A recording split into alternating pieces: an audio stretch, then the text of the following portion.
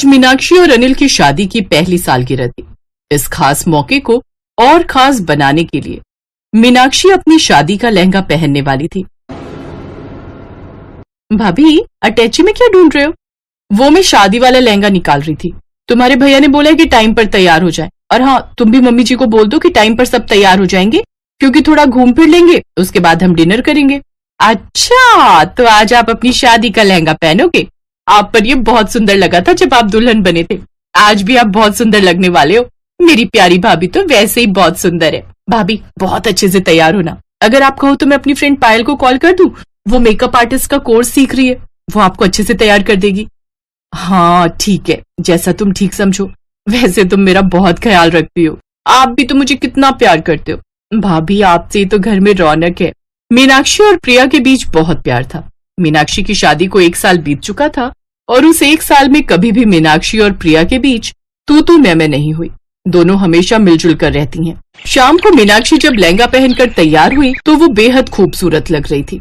Thank you पायल, तुमने भाभी को फिर से दुल्हन की तरह तैयार किया। थैंक यू सो मच, तुम मेरे बुलाने पर आ गई।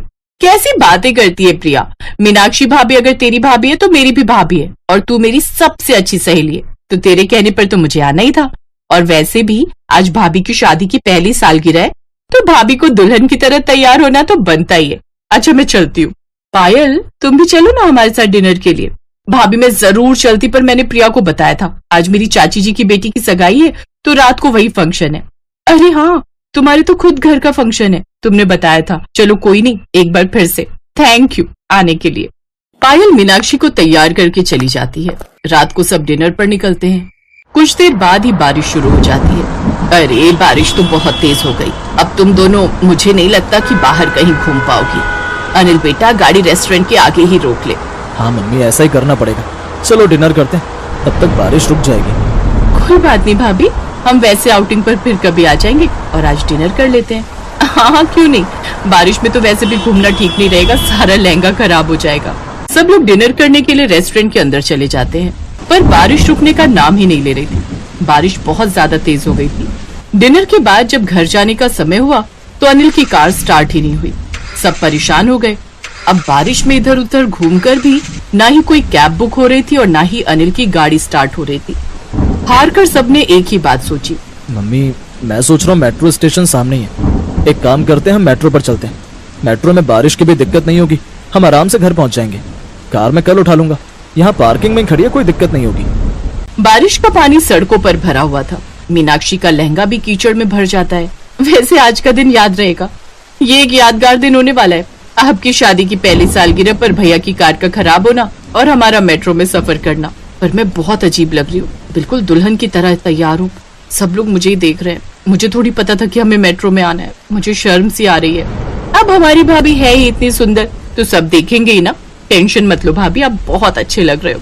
आप सब वहाँ खड़े हो, मैं टिकट लेकर आता हूँ। कुछ देर बाद सब मेट्रो में चढ़ जाते हैं। अनिल, मीनाक्षी, उसकी सास और प्रिया सब खड़े होकर सफर कर रहे थे। अचानक एक आदमी जोर से चिल्ला पड़ा। अरे देखो, उनके लहंगे पर सांप चिपका हुआ है। क्या कहा भाई साहब? सांप? अरे हाँ बेटा, आपके लहंगे पर सांप चिपका हुआ है। हे भगवान, कितना बड़ा सांप है। ये तो कोबरा सांप लगता है। मीनाक्षी के चेहरे पर डर छा गया। उसने लहंगे पर महसूस किया और देखा कि सचमुच एक सांप उसके लहंगे पर था। लोग घबराकर पीछे हटने लगे और मीनाक्षी परेशान हो गई कि अब क्या करे। अगला स्टेशन आने वाला था। मेट्रो जैसे ही रुकी, प्रिया ने साहसिक कदम उठाया। उसने बिना कोई वक्त गवाए मीनाक्षी के लहंगे को खींच लिया। इसलिए सांप की वजह से उसे कोई गंभीर समस्या नहीं आई। सॉरी भाभी, मुझे जो ठीक लगा मैंने वही किया। मैं सिर्फ आपकी जान बचाना चाहती थी, इसलिए मैंने आपका लहंगा खींच दिया। प्रिया, मैं जानती हूँ तुमने मेरी जान बचाई है और तुमने बिल्कुल ठीक किया। बच्ची में बड़ी हिम्मत है। बहुत बढ़िया काम किया बिटिया तुमने। ऐसे काम के लिए तो साहस चाहिए होता है। पता नहीं चला, सब एकदम से शोर मचाने लगे। मैंने कहा पता नहीं क्या हो गया। फिर अचानक से प्रिया ने जब ये सब किया तो बाद में समझ आया। हाँ, मैं भी डर गई थी कि ये सब प्रिया क्यों कर रही है। वो तो पूरी बात बाद में समझ में आई। मुझे लगता है ये सांप बारिश में कहीं इसके लहंगे से चिपका है। सांप लहंगे से उतरकर झाड़ियों में भाग गया था। उस घटना से मीनाक्षी बहुत डर गई थी। वो प्रिया को गले से लगा लेती है। मेट्रो के बाकी यात्री प्रिया की बहादुरी और हिम्मत की तारीफ करते हैं।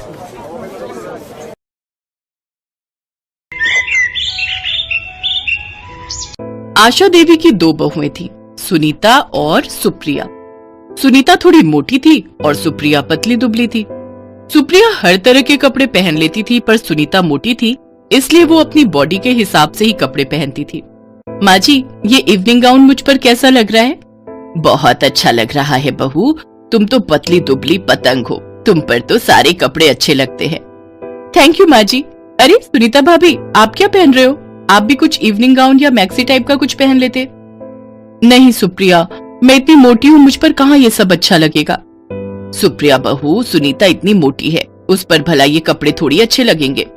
तुम भी कैसी बातें करती हो, इस पर बस साड़ी और सूट ही सही लगते हैं, ये उनमें ही ठीक ठाक लगती है। चलो अब तुम सब तैयार हो जाओ, समय पर सगाई फंक्शन में पहुंचना है।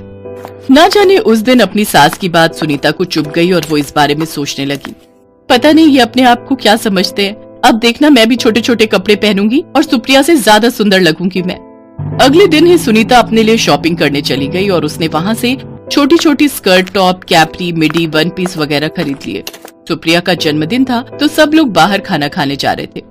सुप्रिया ने बहुत सुंदर शॉर्ट मिडी पहनी थी। कुछ देर बाद सुनीता भी तैयार होकर आ गई, पर ये क्या, उसने इतनी शॉर्ट मिडी पहनी हुई थी कि वो बहुत अजीब लग रही थी। अरे बहू, ये क्या, तुम ये क्या पहन रही हो? ये कोई तुम पर अच्छा लग रहा है, इतने छोटे कपड़े? अरे वाह भाभी, आप तो बहुत सुंदर लग रही हो। Thank you. मैंने सोचा जब तुम पहन सकती हो तो मैं क्यों नहीं पहन सकती, इसलिए मैं आपसे छोटे कपड़े ही पहना करूंगी।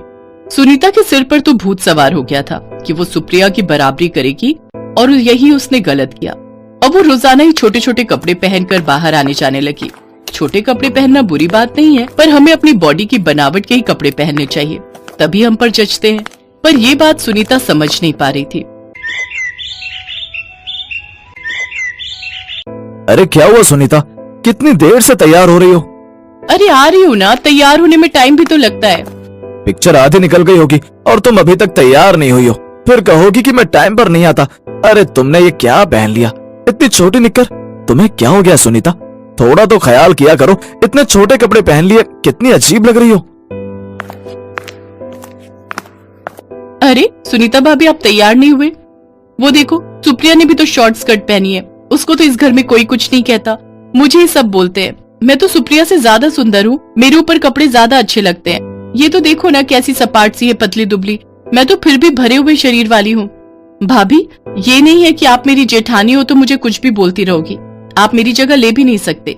मेरे ऊपर वेस्टर्न कपड़े बहुत अच्छे लगते हैं। ये तो अलग बात है कि मैं आपको कुछ कहती नहीं हूँ और आप कुछ भी बोले जा रहे हो, जो भी मुंह में आ रहा है। अरे मैंने क्या गलत बोला? मैं तुमसे ज्यादा सुंदर हूँ, मुझे पता है। हाँ मैं मोटी हूँ, ये अलग बात है। देखना एक दिन मैं भी पतली होकर दिखाऊंगी, फिर तुमसे ज्यादा मुझ पर कपड़े अच्छे लगेंगे। हाँ हाँ तो जाओ ना, किसने रोका है? मुझे क्यों बीच में ला रही हो? हाँ नहीं तो मुझे नहीं जाना कोई पिक्चर देखने आप लोगों के साथ, और आज के बाद मेरे से बात करने की कोई जरूरत नहीं है। धीरज, मैं नहीं जा रही हूँ पिक्चर, तुम्हें अगर भैया भाभी के साथ जाना हो तो चले जाओ। भाभी आपने ठीक नहीं किया। सुनीता और सुप्रिया के बीच लड़ाई पड़ गई, दोनों ने आपस में बात करना बंद कर दिया। गलती सुनीता की थी, उसने सुप्रिया का अपमान किया, पर वो अपनी गलती मानने को तैयार नहीं थी। घर में तो ऐसा माहौल हो गया जैसे घर में कोई रहता ही ना हो। ये देखकर आशा देवी बहुत दुखी हुई। बताओ सुनीता, तुम्हारी वजह से आज घर में सब कितने परेशान हैं। तुम्हें पता भी है तुमने सुप्रिया से किस तरह से बात की। माँ जी, आपको तो मैं ही गलत दिखाई देती हूँ। आप ये क्यों नहीं कहती कि आप सुप्रिया से ज्यादा प्यार करते हो, मुझे नहीं? ऐसी कोई बात नहीं है सुनीता, ना जाने तुम्हारे दिमाग में क्या नफरत का कीड़ा पनप रहा है, जब देखो तब गलत ही सोचती रहती हो। अरे हम सब तुम्हारे अपने हैं, तुम्हारा भला ही सोचते हैं। सिर्फ तुम्हें थोड़ा बहुत कपड़ों के लिए क्या बोल दिया, तुम तो सबसे ही लड़ने लगी हो। ऐसा ना हो कि मैं भी तुमसे बात करना बंद कर दूं, फिर तुम बिल्कुल अकेली हो जाओगी। और फिर ऐसा ही हुआ। आशा देवी ने भी धीरे धीरे सुनीता से बात करना कम कर दिया, क्योंकि वो किसी की सुनती ही नहीं थी। उसे तो अपने में कोई कमी नजर ही नहीं आती थी, हमेशा दूसरों की गलती ही उसे नजर आती थी। पड़ोस के घर में किसी की शादी थी, सब लोग तैयार हुए। सुनीता ने फिर से अपने मन की चलाई। वो कट स्लीव डीप नेक का वन पीस पहनकर तैयार हो गई, जो देखने में थोड़ा शॉर्ट था। अब कोई उससे बात नहीं कर रहा था, इसलिए किसी ने भी उसे मना नहीं किया। सुप्रिया ने डिजाइनर साड़ी पहनी, सास ने भी अच्छे कपड़े पहने। सब लोग तैयार होकर शादी के फंक्शन में पहुंचे। सबका ध्यान सुनीता की तरफ ही था। सुनीता बहुत ही अजीब लग रही थी। उसने जो वन पीस पहना हुआ था वो बहुत ज्यादा टाइट था, जो उसकी बॉडी से चिपक रहा था, पर उसे तो लग रहा था कि वो बहुत खूबसूरत लग रही है। सब लोग डीजे पर डांस करने लगे। सुप्रिया भी सबके बीच डांस कर रही थी, पर जैसे ही वो थोड़ा जोश में डांस करने लगी, अचानक उसका वन पीस पीछे से फट गया और सुनीता एकदम घबरा गई। और पहनो ऐसे कपड़े, कितनी बार मना किया था कि तरीके के कपड़े पहनो। अब क्या करूं मैं, यहाँ पर माँ और सुप्रिया भी नजर नहीं आ रही हैं। अब रो क्यों रही हो, साइड में आओ ताकि कोई और ना देख ले। वहाँ दीवार के पास खड़ी हो जाओ। तभी सुप्रिया और आशा देवी आ जाती हैं। क्या हुआ सुनीता भाभी, आपकी आंखों में आंसू? मैं माँ को पानी पिलाने के लिए गई थी, कुछ हुआ है क्या? क्या हुआ बहू, तुम रो क्यों रही हो? यहाँ सबके बीच अच्छा नहीं लग रहा। तुम दोनों में कोई लड़ाई हुई है क्या? माँ एक सेकंड इधर आओ।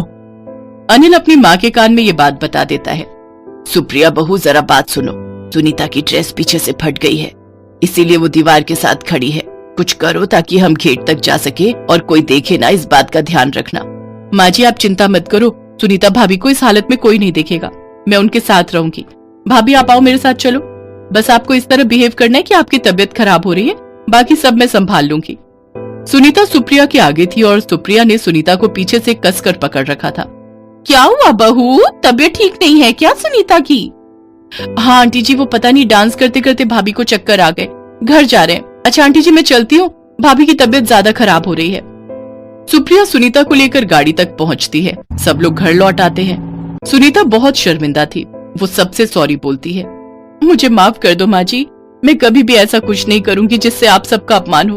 और सुप्रिया मैं तुमसे भी सॉरी बोलती हूँ, मैंने छोटी सी बात के लिए तुमसे कितनी लड़ाई की, पर फिर भी तुमने आज मेरी इतनी मदद की है। भाभी ऐसी कोई बात नहीं है, उस समय आपकी मदद करना मेरा फर्ज था। आप मेरे से बड़े हो, मेरी बड़ी बहन की तरह हो। अब एक बात आपको मेरी भी माननी पड़ेगी, आपके लिए कपड़े मैं डिसाइड करूंगी। बहुत सुंदर वेस्टर्न कपड़े, पर आपके हिसाब से जो आप पर बहुत सूट करेंगे। बहू मन खराब मत करो, सब कुछ ठीक है। तुम और सुप्रिया इस घर की रौनक हो, आपस में कभी भी लड़ाई मत करना, हमेशा मिलजुल कर रहो। सुनीता और सुप्रिया एक दूसरे के गले लग जाती हैं। सुप्रिया सुनीता को शॉपिंग के लिए लेकर जाती है और उसके बॉडी शेप के हिसाब से बहुत ही सुंदर वेस्टर्न ड्रेस उसको खरीद कर देती है। वेस्टर्न कपड़े पहनना बुरी बात नहीं है, पर हमें हमेशा अपने बॉडी शेप के हिसाब से ही कपड़े खरीदने और सिलवाने चाहिए, ताकि हम उन कपड़ों को पहनकर खुद को कंफर्टेबल महसूस करें और दिखावा करने की कोशिश में लोगों के बीच मजाक